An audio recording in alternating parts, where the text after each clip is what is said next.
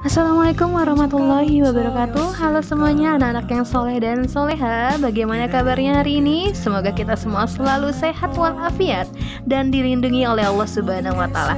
Baiklah, untuk pertemuan kali ini kita akan membahas tentang termokimia. Apa aja sih yang harus kita pelajari dalam termokimia itu? Silahkan kalian lihat slide berikut ini.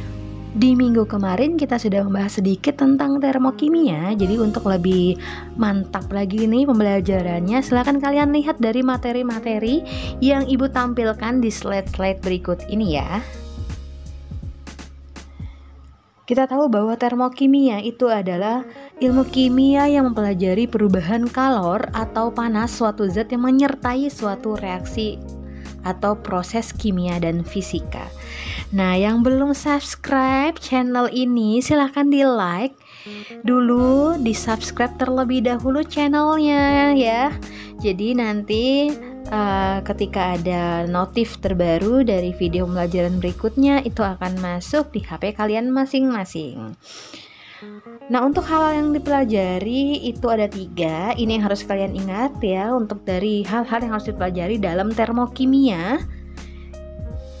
Jadi ada 3 hal ini yang harus kalian benar-benar pahami terlebih dahulu. Dikarenakan kita masih dalam keadaan pandemi, jadi untuk pertemuannya pun kita masih tatap muka terbatas gitu ya. Jadi diharapkan untuk anak-anak yang soleh dan soleha ini tetap harus maksimal belajarnya di rumah gitu ya, karena kalau di sekolah kan waktunya terbatas nih. Nah, jadi untuk bahan kajian termokimia bisa kalian baca di sini bahwa ada namanya hukum kekekalan energi dan hukum termodinamika 1.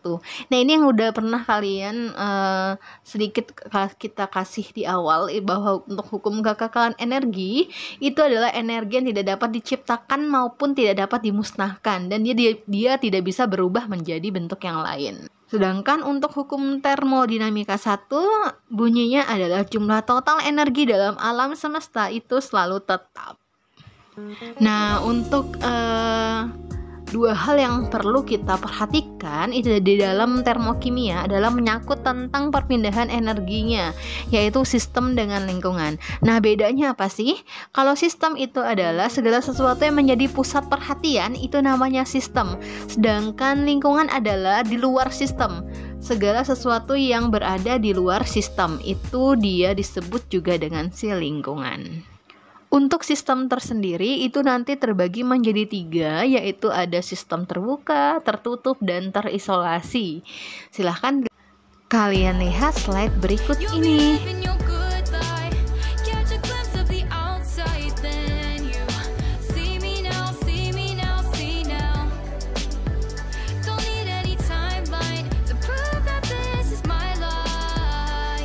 Jadi jika kalian lihat dari 3 gambar ini, di sini ada terbuka, tertutup, dan terisolasi. Nah, ini adalah contoh gambar dari sistem terbuka, sistem tertutup, dan terisolasi.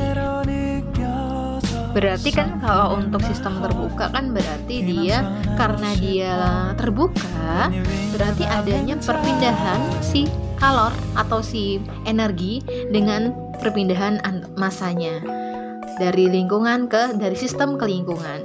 Nah, untuk yang tertutup dia tidak terjadi perpindahan materi atau massa, melainkan dia hanya terjadi perpindahan si energi atau si panas. Sedangkan kalau untuk yang terisolasi dia tidak ada terjadinya apa-apa antara si materi dengan si energi ataupun kalor. Lalu sekarang apa perbedaannya antara reaksi eksoterm dan endoterm? Oke, betul banget bahwa untuk reaksi eksoterm adalah reaksi yang terjadi karena adanya pelepasan panas atau kalor, sedangkan endoterm kebalikannya, dia reaksi yang membutuhkan panas atau menyerap panas gitu. Nah, untuk reaksi eksoterm delta H-nya itu negatif, sedangkan endoterm delta H-nya positif. Maka dari itu, untuk lebih jelasnya silahkan kalian lihat slide berikut ini perbedaan dari si reaksi eksoterm dengan endoterm. Untuk persamaan termokimia itu bisa kalian lihat di sini. Ini adalah contohnya. Jadi sebenarnya persamaan termokimia ini sebenarnya sama saja dengan persamaan reaksi kimia. Bedanya kalau untuk termokimia itu di ujung dari persamaan reaksinya ditampilkanlah si delta H-nya atau perubahan entalpi.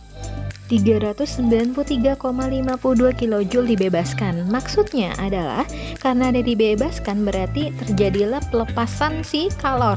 Sehingga di situ kalian bisa tuliskan langsung persamaan termokimianya di ujungnya itu diganti dengan delta H sama dengan min 393,52 kJ.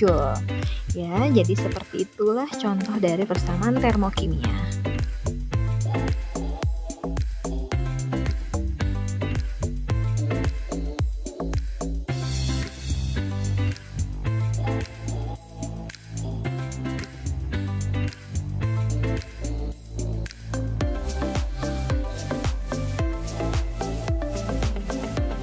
Nah, sekarang kita akan membahas tentang perubahan entalpi. Tapi sebelumnya kalian harus tahu nih, entalpi itu apa sih? Entalpi adalah banyaknya kalor atau energi yang dimiliki oleh sistem dan kerja, sehingga nanti bisa dituliskan sebagai H sama dengan U plus PV. Sedangkan perubahan entalpi adalah perubahan panas atau kalor dari reaksi pada suhu dan tekanan yang tetap. Bisa kalian lihat di sini untuk rumus perubahan entalpinya. Nah, untuk jenis perubahan entalpi standar itu ada 7. Yang pertama adalah perubahan entalpi pembentukan standar atau delta HF. Nanti untuk cara pengerjaan dari entalpi pembentukan standar itu bagaimana? Nanti kita buat video pembelajaran berikutnya ya. Nah, untuk entalpi yang berikutnya bisa kalian lihat dari slide-slide. Jadi intinya kalau misalnya pembentukan standar itu adalah perubahan entalpi ketika 1 mol senyawa itu terbentuk dari unsur-unsurnya.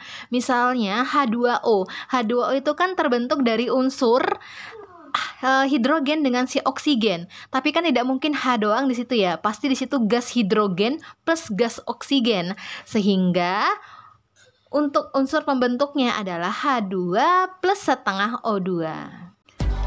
Nah, kalian bisa lihat di situ bahwa untuk delta H-nya adalah min 285,9 kJ, menandakan bahwa untuk si H2O itu terjadilah pelepasan kalor sebanyak negatif 285,9 kJ.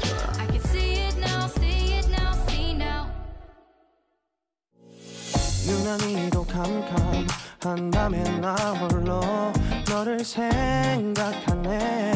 이런 기분 설명할 수 없어. 원래 이맘쯤 너와의 여행을 생각했었는데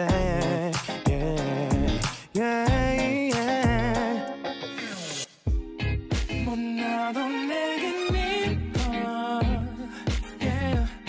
뭘 해도 내겐 Nah, jadi inilah adalah 7 perubahan entalpi standar yang bisa Ibu sampaikan.